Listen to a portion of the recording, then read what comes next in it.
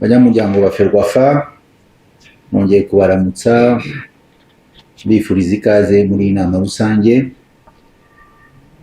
mu izina rya komite nyobozi bahaye ikaze kandi bifuriza kugira inama nziza. Munyemerere banze nakira abashitsi twatumiye bari muri inama rusange. Mere kuri Madame Félicité Rwemarika, umunyamuryango wa komite olympique ku rwego rw'isi, akaba yabaje gufatanya nacu uyu munsi. Reka musabe kubasuhuza.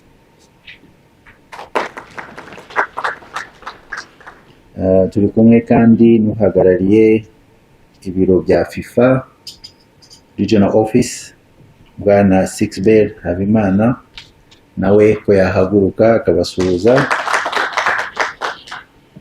Ndetse turi kumwe na President wa Rwanda, ubungu akaba ari Beka Premier League, Bwana Haji Yusuf Mudaheranwa, nawe ko yabasuhuza. Ndetse abandi ni abanyamuryango ba Ferwafa, reka namwe basabe ko mwiyakira kuko maze iminsi mutanabona.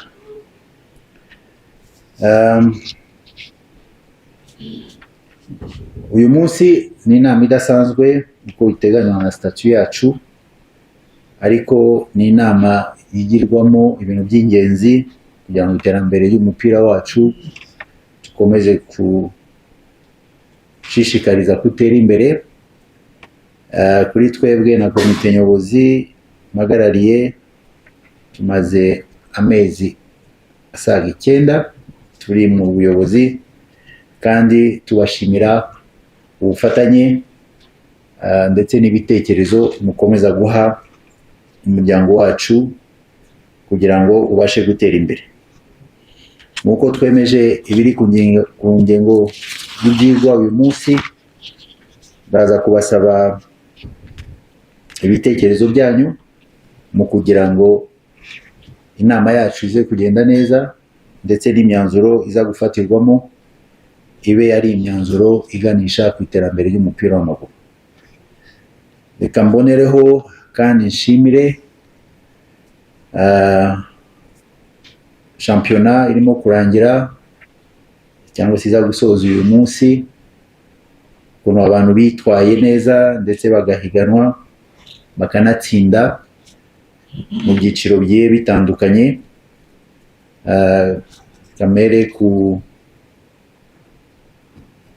batsinze n'abatabizi babimenye, muri Rwanda Women Super League ababaye abambere twashimira Rayon Sport Women Football Club ndetse n'ubuyobozi bwabo, ndetse n'uwabaye wa kabiri ari Police FC, ko twabashimira cyane ko bagaragaje competitivité no kwitanga mu gutsinda ayo marushanwa.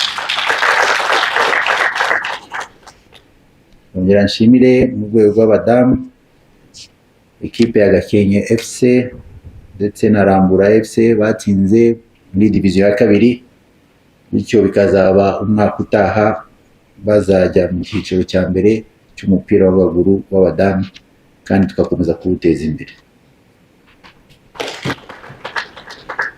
Icyiciro cya gatatu cy'abadamu, Amizero FC ndetse na Eagles FC nibo babashije gutwara guhiga abandi, bityo umwaka utaha bakazakina mu cyiciro cya kabiri cy'umupira w'amaguru muri Women Football League.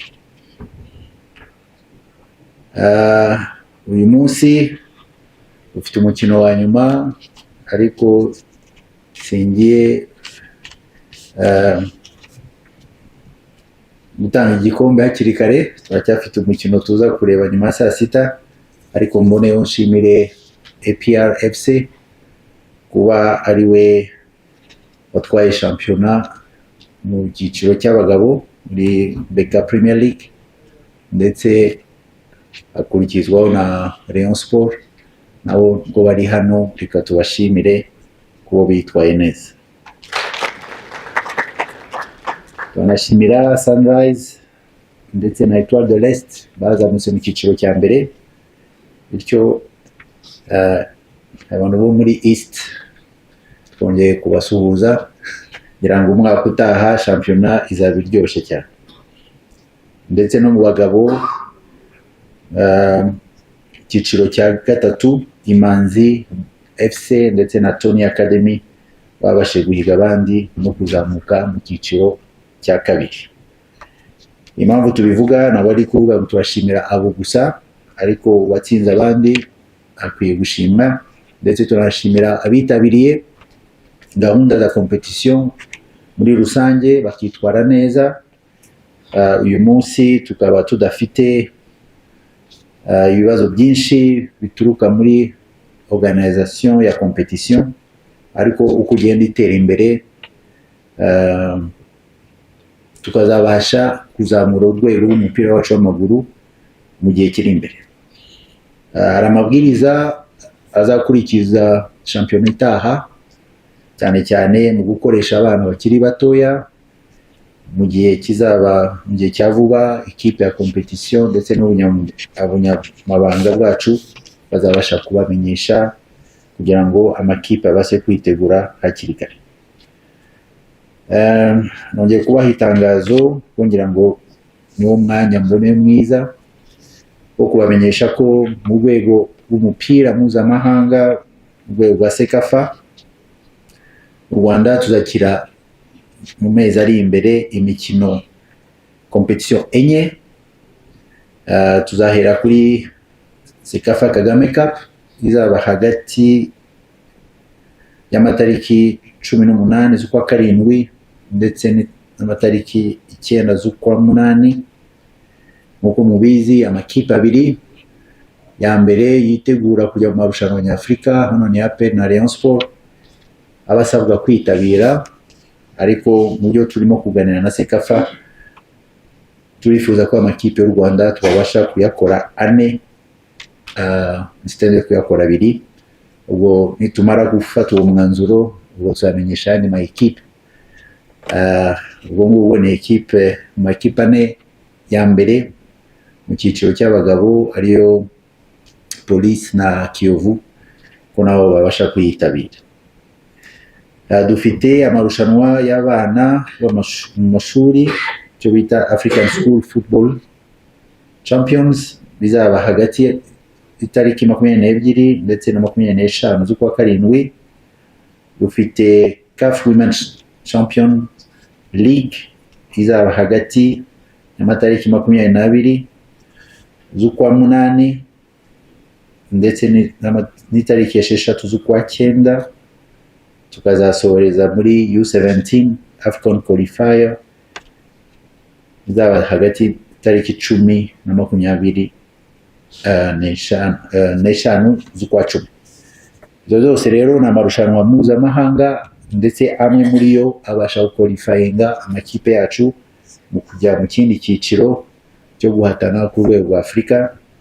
Ndashishikariza rero abantu bafite abakinnyi bakina muri ibyo byiciro yuko twagira umwanya wo kwitegura, ndetse mukanege tukazakorana bya hafi kujya mu bikombe bizasigare hano mu Rwanda.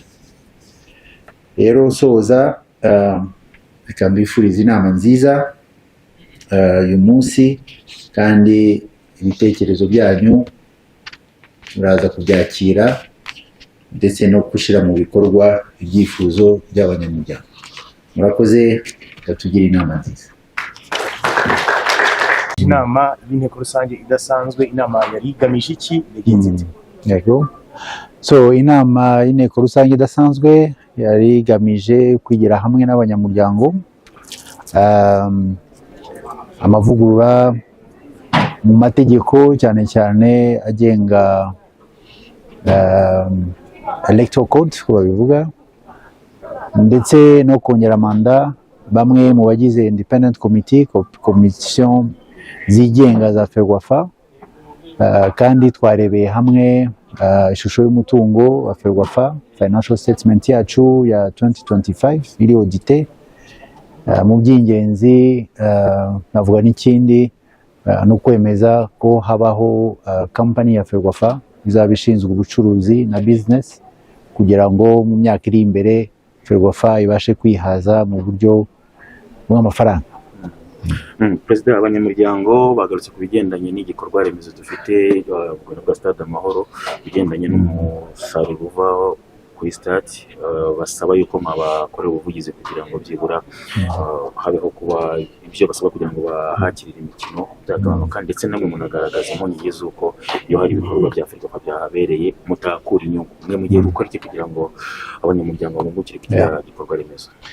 So navuga ni ibiganiro twatangiye hashize igihe na Ministeri ya Sport ifite kugenzura Stade Amahoro mu nshingano zabo, ariko ifite management iri independent yitwa QA. Mu gihe kiri imbere uko byatangiye nuko bimeze ubu ngubu turabona ko ari intambwe nini yatewe ugereranyije amafaranga twasabaga mbere kugira ngo twakire umukino hariya muri Stade Amahoro nayo dusabwa uyu munsi. Yego aracyari menshi ariko harimo ikinyuranyo kigaragara. Icyo dusaba nuko umupira w'amaguru kugira ngo utere imbere ndetse na stade yacu kugira ngo abaturage bose babashe kwisangamo baje kureba match, ikeneye ko tuyikiniramo. Mu gihe kiri imbere rero dufatanyije cyane cyane na BK Pro League, hari imikino twemeje ko byibuze mikeya nka 40 igomba gutangira kwakirirwa hariya kuri stade, none tugakora strategy mu gihe kirambye cyo kureba ukuntu investment ya Stade Amahoro nawe itangira kugarura inyungu, kuko ni igikorwa remezo cyafashe amafaranga menshi ariko twizera ko kigomba no kugaruza amafaranga.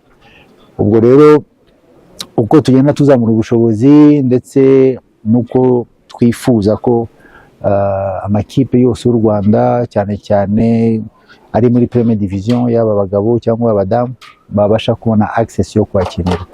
Biracyahenze yego, ariko turibaza ko intambwe tumaze gutera mbashe kugereranya hari nka $50 yavuyeho. Ubwo mwagenda mukibaza se kera yarangahe kugira ngo bakirire hariya. Kandi ikindi tugomba kumenya n'abanyarwanda bacu tugomba gushishikariza mu kugira ngo uko tuje muri Stade Amahoro turi benshi kandi twishuye, bituma n'imipira ihakorerwa cyangwa se n'amakipe yakinira agira inyungu, kandi inyungu ziba mu bafana. Uyu munsi niba mwarebye amamatch yabaye nijoro ya PSG na Arsenal, byageze igihe tike ya make bayigurisha $3,000. Buribaza ko buri muntu uri muri stade yishuye ayo mafaranga, yego mushavuga ko bayafite, ariko natwe muri make dushobora gutanga umuntu yumve ko ari umusanzu we kugira ngo ikipe itere imbere cyangwa ikipe y'igihugu itere imbere, kandi ayo mafaranga asubire mu isanduku ya leta na investment, ariko hagere n'ayandi asigara muri ayo makipe. Mwakomoje kuri Sekafa igiye kubera no mu Rwanda, ndetse munakomoza ku makipe ashobora kwiyongera nk'uko mubyifuza. Ibiganiro bigeze he hagati ya Federation y'umupira w'u Rwanda ndetse na Sekafa kuri ayo makipe mwifuza ko yakwiyongera? So Sekafa yatangiye kohereza ubutumire bw'amakipe, hari n'amakipe amwe yo yamaze kwemera ko azaza gukina Sekafa Kagame Cup, ndetse dushobora no kuva mu mbibi za Sekafa nkuko tubyemerewe. Dushobora no gutumira amakipe ava muri confederation muri zone zindi. Turibaza ko ikipe yo muri Tunisia cyangwa se za Libya zishobora kuza, cyangwa zo muri Mali. Uko iminsi igenda iza tuzaba tubashe kureba tubona umubare, cyane cyane ko twe twifuzaga amakipe 12 ariko ashobora kwiyongera akagera muri 16. Turibaza rero ko mu gihe cya vuba kitarenze nk'ibyumweru 2 tuzashira hanze amakipe yamaze kwemera kuza gukina Kagame Sekafa Cup. Amakipe yakomeye muri akarere ka Sekafa, Simba, Yanga, Vipers, Al Hilal, Al Merreikh, zo zose zamaze confirminga, ndetse n'izindi turimo kujya. Ikibazo cyane kugira ngo dusoze hari ikijyanye na stade ya Huye bavugaga ko ishobora kuzakira imikino ya Sekafa izabera hano mu Rwanda ndetse na stade ya Rubavu. Urebye stade ya Rubavu yamaze gusa n'iyangirika kandi hino sinzi namwe mwigeze kubibona. Stade ya Huye kugeza ubu ngubu ikijyanye na tapi ikibuga cyo gukiniraho ntabwo kirajyamo. Hagiye gukorwa iki kugira ngo stade ya Huye n'abanyehuye bongere babone ibyishimo hariya mu karere ka Huye? So icyo bizeza nuko tapi yaraje irahari, ababishinzwe kubikora ni bamwe banakoze ikibuga cya Rutsiro ndetse na Gicumbi. Babonye ko na Gicumbi iminsi ishize yakiriye umukino. Turimo kwibaza ko icyo gihe stade ya Huye izaba yaruzuye. Tuzi neza yuko hari ikibazo kuri stade ya Rubavu, ariko mu biganiro turimo nabona bizeza ko mu mezi abiri izaba byarangiye. Ariko ndetse tunafite n'umushinga wundi turimo gukorana cyangwa se no kuvugana na ministeri ndetse na projet ya Visit Rwanda irimo kurangira hamwe na Arsenal, yuko hari amafaranga ashobora gutangwa kugira ngo twubake ibibuga bindi, ariko amafaranga atakaba navuga ko atari menshi ngo haze demande yacu. So igihe gishize, icyumweru gishize, nagiye kuganira n'abashinzwe kuduha pitch model bashobora kuduha yo kuduha like credit term, yuko ama pitch tuzagera mu gihe kiri imbere ashobora kwiyongera tukagira izindi pitch enye. Wasigaye ko twemeza aho zizajya, ariko imwe muri yo aho tugeze mu biganiro navuga ko ari Musanze, ariko n'izindi zagenda ziza kugira ngo duhindure pitch zayo ndetse tugire the latest technology ya icyo bita PT Grace. So ni ya terrain mubona badashiramo twa tuntu tumukara mu byo bavuga ngo tuntu tumukara twa muri stade, ariko the new generation ijya kwegera ubwatsi busanzwe. Murakoze cyane Perezida, murakoze.